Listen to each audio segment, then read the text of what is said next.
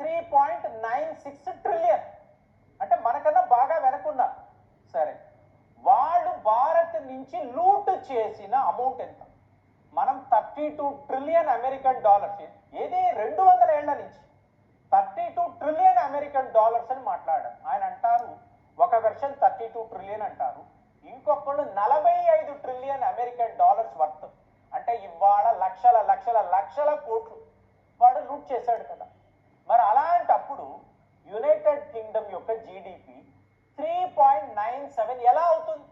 ఇప్పుడు 45 ట్రిలియన్ కి పైన ఉండాలి కదా, అంత లూటింగ్ చేశాడు కదా ఒక్క భారత్ వద్దే. మరి ఎన్ని దేశాలు, మీకు ఎంత వనరులు? సో ఇదంతా కలుపుకుంటే ఒక 100 ట్రిలియన్ కదా యూకే యొక్క జీడిపి ఉండాలి. ఎందుకు 3.9? అంటే మనకన్నా లోయెస్ట్ లో ఎలా ఉన్నాడు? ఈ డబ్బు ఏమైంది? ఈ బంగారం అంతా ఏమైంది? అలా గాలిలో కలిసిపోయిందా? ఆలోచించండి. యూకేకి రావలసిన అమౌంట్ రాలేదు, మరి ఎక్కడికి వెళ్ళింది అంటే డీప్ స్టేట్ చేతిలో. ఇవాళ కూడా